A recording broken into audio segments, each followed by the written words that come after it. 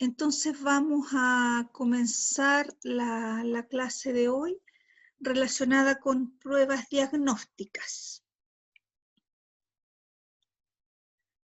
Primero, definiciones acerca de las pruebas diagnósticas. Primero, señalarles que estas constituyen un elemento fundamental en el ejercicio cotidiano en salud. Es decir, todos los profesionales del área de la salud, ¿verdad?, trabajan con estas pruebas diagnósticas para poder diferenciar los enfermos de los sanos. Estas pruebas diagnósticas son útiles para el diagnóstico y también para el tratamiento, y no tan solo para el tratamiento posterior, sino que para la toma de decisiones relacionadas con el pronóstico, ¿ya? En el ámbito de la salud pública, estas pruebas diagnósticas tienen gran importancia y de hecho estas pruebas diagnósticas son muy utilizadas específicamente bajo lo que entendemos como las pruebas de tamizaje, o también ustedes lo tienen que haber escuchado como los screening. ¿Qué es lo que es tamizaje? Es cuando se busca identificar pacientes o grupos de alto riesgo en personas que todavía no tienen síntomas. Ahí nosotros hacemos un screening y, como yo les decía, es una herramienta de la salud pública. Ahora, explicado de otra manera, aquí tenemos una población general, ¿verdad? Un gran grupo de personas, y en esta población se realiza esta prueba de cribado, ¿verdad? Y ahí tenemos, ¿verdad?, un círculo en que se realiza esa parte de la población, este tamizaje. Y al hacer este tamizaje, 2 personas resultan que presentaron, ¿verdad?, la enfermedad, si es que lo decimos de esa manera, o el evento que nosotros andamos buscando en este screening. Y a estos individuos que fueron seleccionados, que fueron diagnosticados a través de este screening, se le hacen pruebas adicionales, ¿verdad?, para poder confirmar el diagnóstico que se hizo a través de las pruebas de tamizaje, para ya sea que esta persona siga, valga la redundancia, en seguimiento, en tratamiento, a lo mejor es 1 o 2 controles solamente, o que siga en tratamiento de por vida como tratamiento crónico, o simplemente que vuelva a la población, ¿verdad?, porque se hizo un segundo examen en que no tenía la enfermedad y vuelve a esta población para que sea chequeado nuevamente en otro momento. Una buena prueba diagnóstica tiene que tener 2 componentes esenciales. Primero, que debe ofrecer resultados positivos en enfermos y debe ofrecer resultados negativos a los sanos, ¿verdad? Todos queremos que cuando nos vamos a hacer un examen, que realmente me aparezca positivo cuando tenga la enfermedad y que me aparezca negativo cuando no tengo la enfermedad, es decir, cuando estoy sana. ¿Ya? Eso es lo que uno quiere de una prueba diagnóstica. Supongamos que nos queremos hacer un test de embarazo y yo quiero que efectivamente me diga que estoy embarazada si lo estoy, y que efectivamente me diga que no estoy embarazada cuando no tengo esa condición. Fíjense ustedes qué importante entonces, y que cobra relevancia el hecho de poder entender, ¿verdad?, estos resultados de las pruebas diagnósticas. Y para poder entender el ejercicio que vamos a ver a posterior en el cálculo de sensibilidad, especificidad, nosotros tenemos que conocer la matriz decisional o tabla de contingencia. Ustedes ya algo tienen que haber visto con Maritza en relación a estas tablas tetracóricas, ¿verdad? Las voy a mostrar enseguida para que puedan recordarlo. Esta matriz decisional o tabla de contingencia consiste, como bien dice aquí, en 2 columnas que corresponden al resultado dicotómico, ¿ya? Es decir, solamente tenemos 2 alternativas, que tenemos el resultado positivo y por otro lado el resultado negativo, ¿ya? Es decir, en estas columnas podemos encontrar la presencia o la ausencia, lo positivo o lo negativo de la enfermedad o condición según el gold estándar y en las filas según la prueba diagnóstica. Vamos a ver eso enseguida. Primero, para irnos entendiendo en esto, tenemos acá la tabla, ¿verdad? Y tenemos por un lado, ya ven ustedes las columnas, vamos a ver esta parte, tenemos el estado respecto a la enfermedad según el estándar de referencia y tenemos acá presente y ausente, es decir, según esta prueba que es el gold estándar, nosotros vamos a tener dos alternativas, que es que la enfermedad está presente o que está ausente. Y por este otro lado, tenemos el resultado de la prueba de estudio, ¿ya? Y tenemos acá dos posibilidades también, positivo y negativo, ¿ya? Tenemos acá en la primera intersección, que es la letra A, tenemos los enfermos, es decir, esta columna de acá, los enfermos, los que presentan la enfermedad y que dieron una prueba positiva, ¿ya? Por este otro lado, tenemos a los no enfermos en la casilla B, si me siguen, ¿verdad? En la casilla B, los no enfermos, digamos, los que no tienen la enfermedad o ausencia de la enfermedad, con la prueba positiva, que es lo que nos da esta línea, ¿verdad?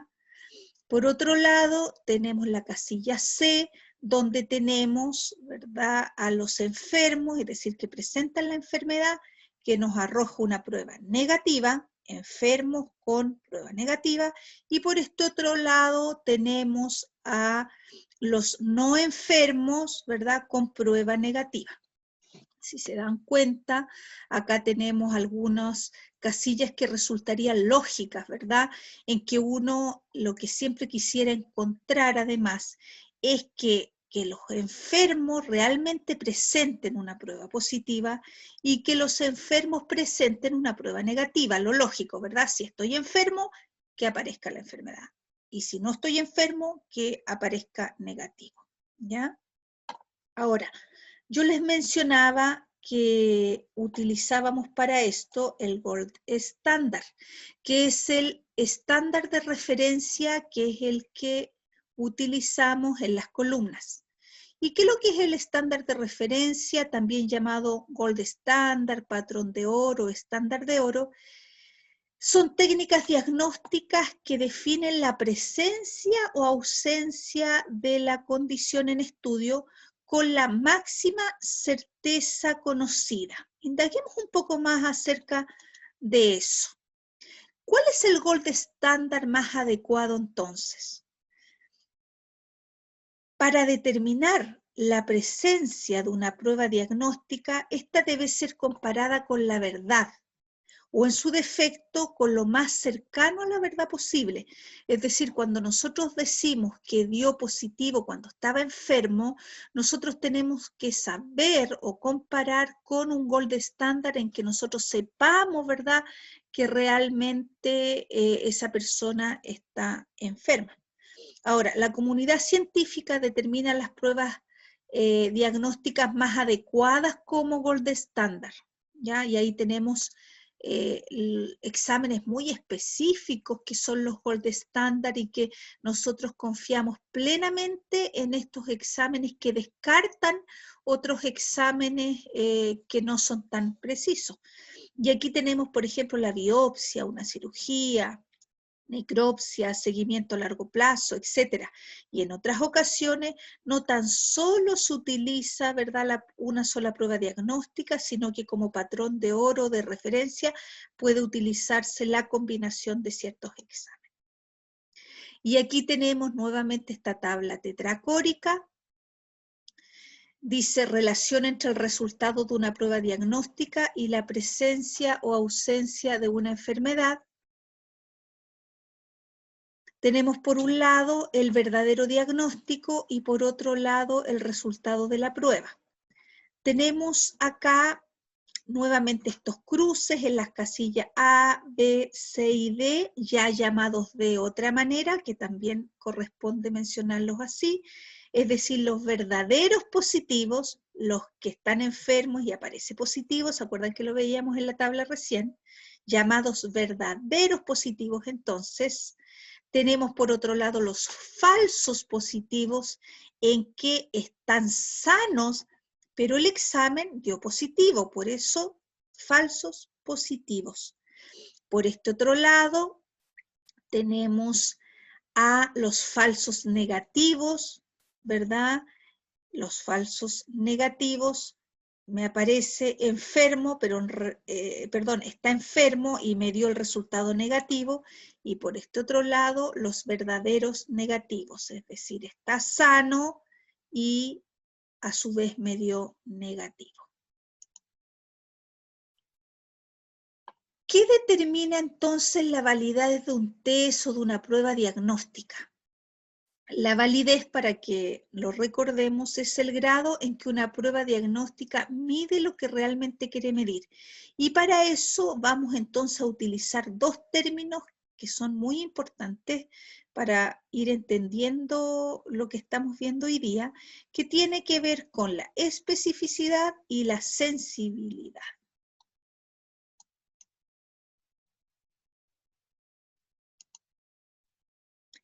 ¿Qué es lo que es la sensibilidad? Es la probabilidad de clasificar correctamente a un individuo enfermo. Es decir, la probabilidad de que para ese sujeto que está enfermo se obtenga en la prueba un resultado positivo. Si estoy embarazada, que me aparezca que estoy embarazada, ¿ya? También entendemos por sensibilidad la proporción de individuos correctamente diagnosticados con la condición o enfermedad por la prueba diagnóstica. Es la capacidad del test para detectar la enfermedad. Y por último, también podemos decir que la sensibilidad es la proporción de pacientes enfermos que obtuvieron un resultado positivo en la prueba diagnóstica, ¿ya? Tan solo con que se aprendan uno es suficiente de estos puntos que aparecen acá, porque están diciendo lo mismo, pero de diferente manera. ¿Cuándo es útil que las pruebas diagnósticas tengan alta sensibilidad?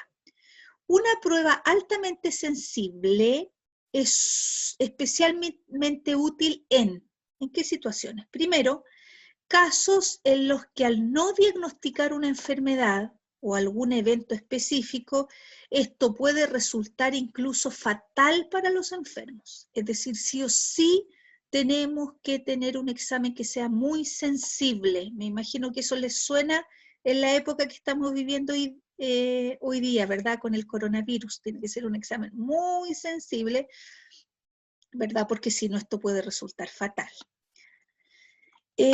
También es útil cuando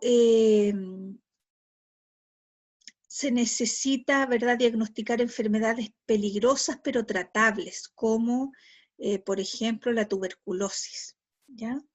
En general, las pruebas de tamizaje deben ser de alta sensibilidad para poder detectar en lo posible a todos los enfermos. Es decir, cuando se quiere aplicar un test o una prueba diagnóstica a la población para poder detectar los que verdaderamente están enfermos, tenemos que tener un test entonces que tenga alta sensibilidad.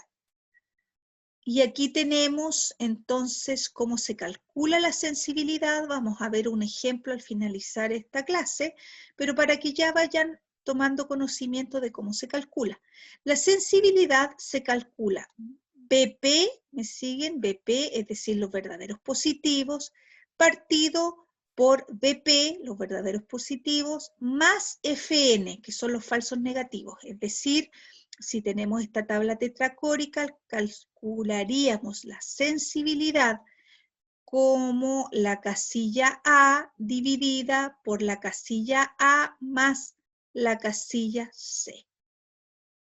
Ok. Vamos a ver entonces ahora el complemento, que es la especificidad. Fíjense que mide completamente lo contrario. Dice, es la probabilidad de clasificar correctamente a un individuo sano. Es decir, la probabilidad de que para un sujeto sano se obtenga un resultado negativo, ¿ya? Es decir, si no estoy embarazada, que me aparezca realmente que es negativo, ¿ya? También entendemos por especificidad la proporción de verdaderos negativos que fueron correctamente identificados por el test, es decir, la capacidad para detectar a los sanos. Entonces, la sensibilidad para captar a los enfermos y la especificidad para captar a los sanos. ¿Cuándo es útil la especificidad? Cuando se necesita confirmar un diagnóstico evitando los falsos positivos. Además, cuando exista gran interés por conocer la ausencia de la enfermedad, ¿ya? Y por último, cuando por el hecho de diagnosticar a un sujeto con una enfermedad o un evento de interés que realmente no posee, esto pudiera conllevarles a graves consecuencias. Por ejemplo, diagnosticar a una persona que tiene SIDA cuando verdaderamente no lo tiene. Y aquí tenemos la forma de cálculo, tenemos ahora la especificidad y trabajamos entonces con los valores negativos, ¿cierto? O verdaderos negativos en este caso, es decir, los que no tienen la enfermedad. Y tenemos acá, tenemos VN, que lo que es VN, verdaderos negativos, y partido en este caso por los verdaderos negativos más los falsos positivos, es decir, trabajamos con la columna de los sanos en este caso. Ya veíamos en la sensibilidad que trabajábamos con esta columna, ¿verdad? En que arriba teníamos el gold estándar y aquí teníamos los enfermos y los sanos. Sensibilidad con enfermos, especificidad lo trabajamos con esta columna de los sanos. Y veamos un ejemplo entonces para ir entendiendo cómo en diferentes test podemos tener sensibilidades y especificidades diferentes y cómo esto va variando de acuerdo a las características de estas pruebas diagnósticas. Supongamos que tenemos un ejemplo de 10 hombres que se someten a una prueba para detectar cáncer de próstata. Tenemos la persona 1, 2, 3, 4, 5, 6, 7, 8, 9 y 10.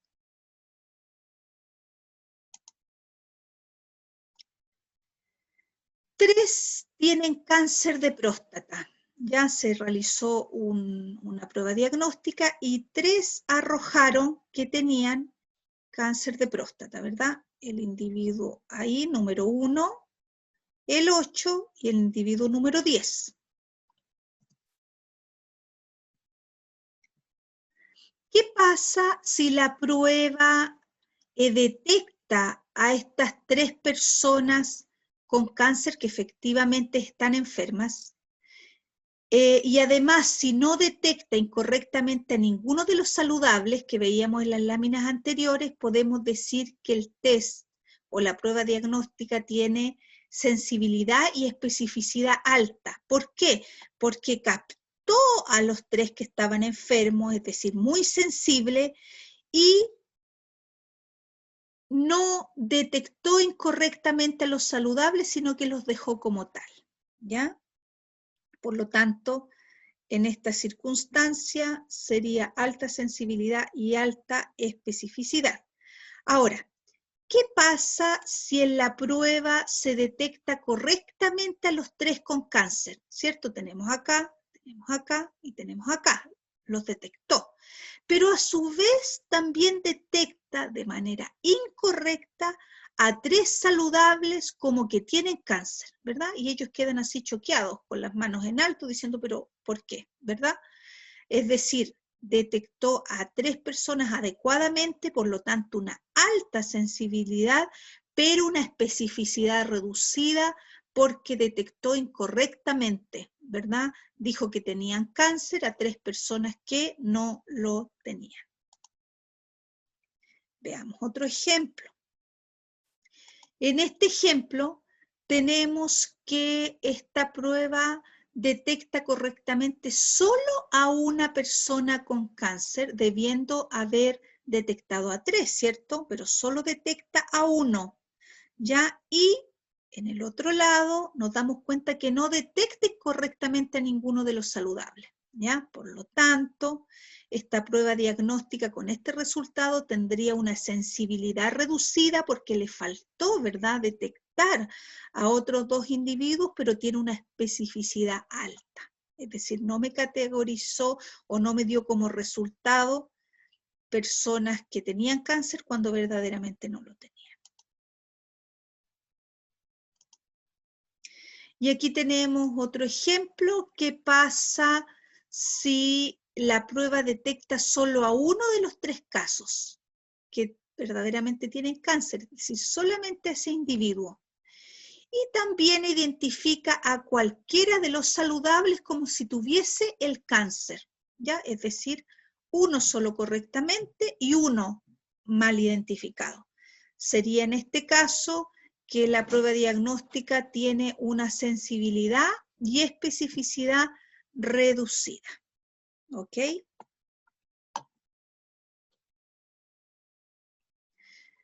En base a lo que hemos visto, es necesario señalar que existe una estrecha relación entre sensibilidad y especificidad, la cual generalmente es de tipo inversa. Para el resultado específico de una prueba diagnóstica, la sensibilidad puede incrementarse solamente a expensas de la especificidad y viceversa. Veamos ahora, ya conocemos, ¿verdad?, la sensibilidad y la especificidad, pero vamos a un mayor detalle para ver la seguridad de un test o de una prueba diagnóstica. Perdón. Y para eso vamos a conocer 2 términos nuevos. Uno es el valor predictivo positivo y el otro es el valor predictivo negativo. ¿Cuál es el valor predictivo positivo? Dice, es la probabilidad de padecer la enfermedad si obtiene un resultado positivo en el test. El valor predictivo positivo, ¿cómo se estima? Se estima a partir de la proporción de pacientes con un resultado positivo en la prueba que finalmente resultaron estar enfermos. Es decir, efectivamente puede que se catalogue a una persona en primera instancia como positivo, pero ¿realmente lo será? Y eso es lo que vemos con este valor predictivo positivo. Y aquí aparece la fórmula, los verdaderos positivos dividido por los verdaderos positivos más los falsos positivos. Vamos a ver enseguida un ejemplo de eso para que les quede más claro y podamos ver su interpretación. Y por otro lado tenemos el valor predictivo negativo, al contrario del anterior, que es la probabilidad de que un sujeto con un resultado negativo en la prueba esté realmente sano. Se estima en este caso dividiendo el valor de los verdaderos negativos entre el total de los pacientes con un resultado negativo en la prueba, ¿verdad? Ahí aparece los verdaderos negativos dividido por los falsos negativos con los verdaderos, sumado, ¿verdad?, estos dos con los verdaderos negativos. Y aquí tenemos nuevamente la tabla tetracórica. Veamos, vamos viendo acá. Primero, verdaderos positivos, IVP más FN, ¿verdad? Aquí. Y al revés lo vamos a ver mejor en un ejercicio acá. Veamos este ejercicio. Resultado de la exploración y biopsia prostática en una muestra de pacientes con sospecha de cáncer de próstata. Recuerden que la parte de las columnas es el gold estándar. Por lo tanto, el gold estándar es el resultado de la biopsia prostática. Pero como no le podemos hacer biopsia prostática a todos los individuos, sino que a los que ya tengamos sospecha de que verdaderamente tienen, ¿verdad?, algún resultado dudoso de cáncer de próstata, ¿verdad?, lo que se hace de manera masiva o como screening es el resultado del tacto rectal, ¿ya? Aquí tenemos una tabla en que tenemos una población total para ver este ejemplo de cuántas personas. Aquí aparece 2.641. En el resultado de la biopsia prostática tenemos aquí de cáncer en total 1.121 y patología benigna 1.520, lo que nos da el total que veíamos recién. Por este otro lado tenemos las personas que tienen un resultado del tacto rectal, digo, anormal, un total 903 dividido en 634 con cáncer y 269 con patología benigna. Y por el otro lado de esta columna tenemos el resultado del tacto rectal como normal, con un total de 1.738 personas, divididas en 487 con cáncer y 1.251 con patología benigna. ¿Ya? Por este lado tenemos entonces la sensibilidad, que la vamos a calcular, ya lo vimos, ¿verdad? 634, que es este número que aparece en la casilla A, y dividido, ¿verdad?, por los 634 más los 487, veíamos que esta era la columna que revisábamos, que es 1121, nos aparece acá, ¿verdad?, 634 dividido por 1121, y eso nos da un 56% de ¿qué? De sensibilidad. Veamos ahora la especificidad. Recuerden que nosotros aquí revisábamos esta columna y en especificidad tenemos 1251, que es este dato, dividido por 269, ¿verdad? La casilla B, más 1251, que es la casilla D, y aquí aparece el total, 1520, lo que nos da un total de 0.82. Si llevamos esto a proporciones, nos da un 82%, es decir, tiene una sensibilidad el tacto rectal de 56%, casi 57%, y de especificidad un 82%. Veamos ahora el valor predictivo positivo. Dice el valor predictivo positivo en que trabajamos, como dice ahí positivo, trabajamos acá con los 634, pero ahora trabajamos con esta fila, ¿ya? 634 dividido por los mismos 634, digo, 634 más los 269, que nos da 903, y hacemos el mismo procedimiento, lo llevamos a proporciones y eso nos da un 70%. Por otro lado, el valor predictivo negativo, ahora trabajamos, ¿verdad?, con otra fila, que es la de abajo, y tenemos 1251, ¿verdad?, que es el dato de la casilla D, y lo dividimos por 487 más 1251, queda 1738, al hacer el cálculo nos da 0,71 y al llevarlo a proporciones nos da 71.9%. ¿Ya? Esa es la manera de calcular entonces la sensibilidad, la especificidad, valor predictivo positivo y valor predictivo negativo. Aquí vemos entonces, ¿qué pasa si nosotros hacemos el siguiente análisis?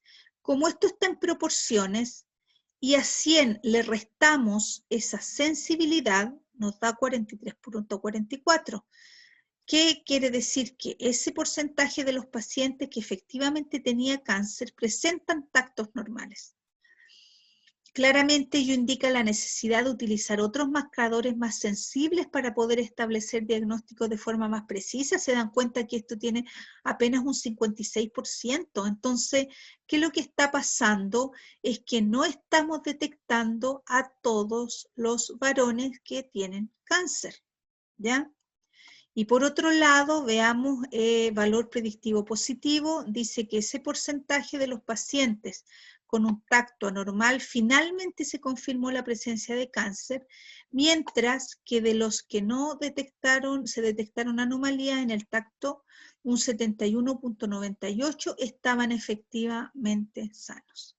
Ahora, ¿qué es lo que uno siempre quisiera? Uno siempre quisiera tener alta sensibilidad y alta especificidad, ¿verdad? Pero lamentablemente no es así, ya veíamos que un resultado conlleva al otro en láminas anteriores. Por lo tanto, hay que pensar y decidir, ¿verdad? Y eso hacen los tomadores de decisiones a nivel nacional, internacional, cuando proponen una prueba, ¿verdad? Es ver qué tan sensible y qué tan específico es y qué enfermedad es la que realmente se quiere pasar por este sedazo, qué individuos pasamos por este sedazo para ver qué resultados nos arroja. Cuando hablo de sedazo me refiero al screening o al tamizaje, ¿ya? ¿Hay alguna pregunta, alguna duda con respecto a esto?